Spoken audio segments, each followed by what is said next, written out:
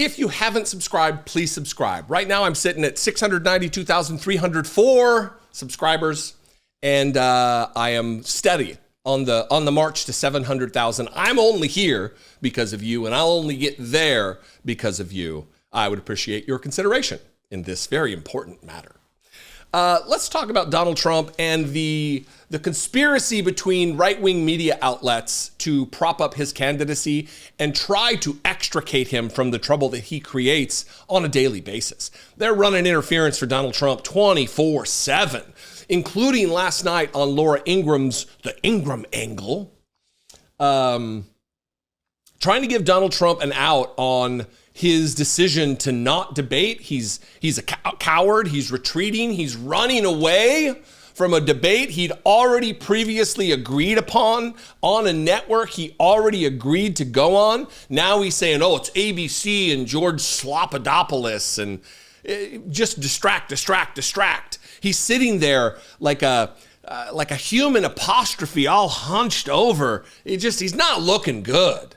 He's rambling and whining and complaining and making excuses. But she directly asks him, Laura Ingraham directly asks him, why not debate her? If she's all of these things and you can best her so easily, well, then why don't you debate her?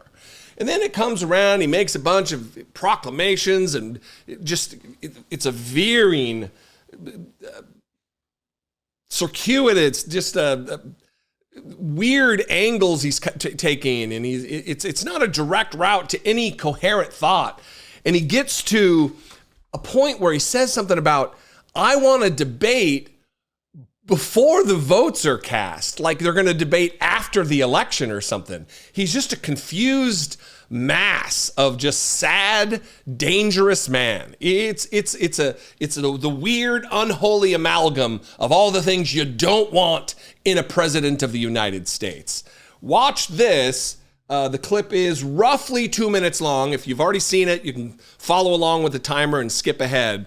But let's talk about this very, very weird clip on the other side. They're pushing for debates with you. Yeah. It went down in flames for them last time, but they think this is they're going to get you. So you've been kind of a little unclear about whether you're going to debate or not.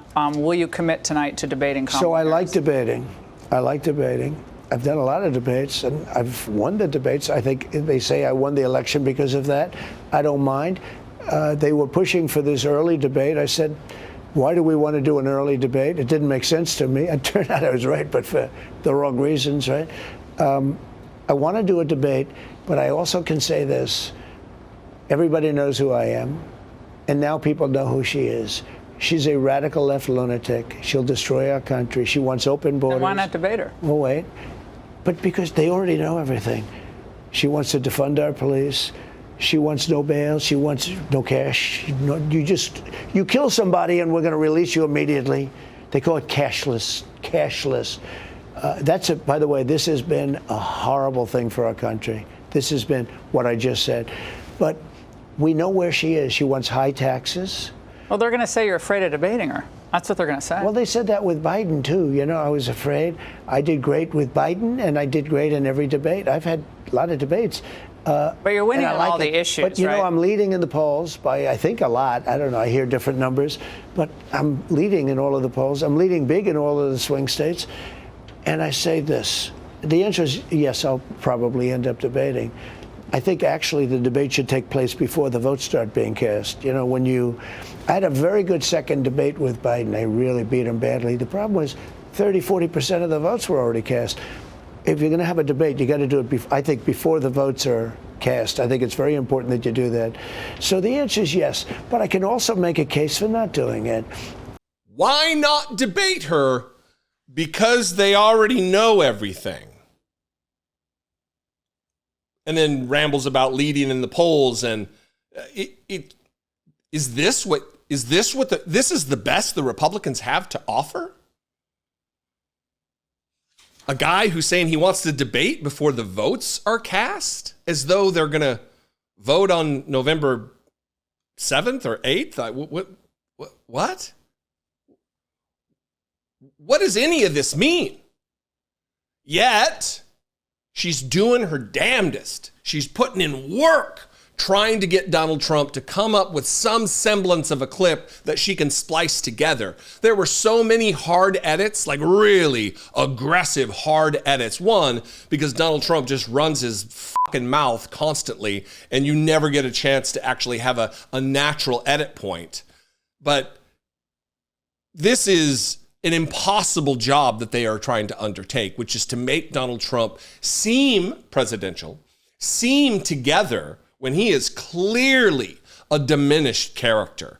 People have said this about Joe Biden, but I would challenge you to go back and look at footage of Donald Trump from the 2016 debates. It's a different guy. I mean, it's the same dipshit, to be sure, but it's a different person relative to the cognitive load he is able to sustain, that he's able to manage. It's a different guy.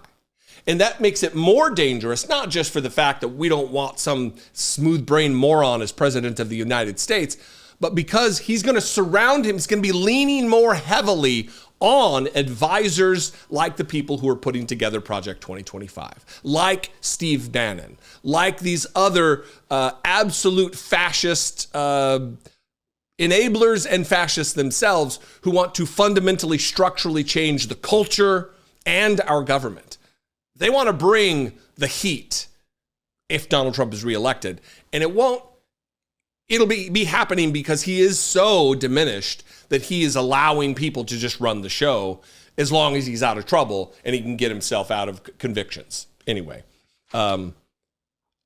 it's a sad state of affairs for American media, the landscape, but it is where we are, and we need to be aware of it. What do you think? I'd love to know. We can talk about it in the comments below. You can also call and leave me a voicemail. Please keep a brief voicemail. Google voicemail will cut you off at 3 minutes. If you get cut off, the chances of me listening to a second voicemail from you are almost zero.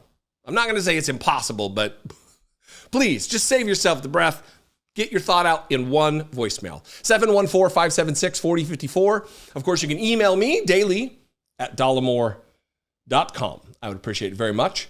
If you appreciate my work and you want to help support it, you want to help me produce these videos, click the join button below, become a channel member for $1.99 a month. You can go to patreon.com/IDoubtItPodcast. Help support the work there. I would appreciate it very much. Follow me on social media. I'm at Dollemore on Instagram, Twitter, Threads, TikTok, Facebook, Blue Sky, blah, blah, blah, blah, blah. I'd love to see you there. Be genuine. Take care of one another.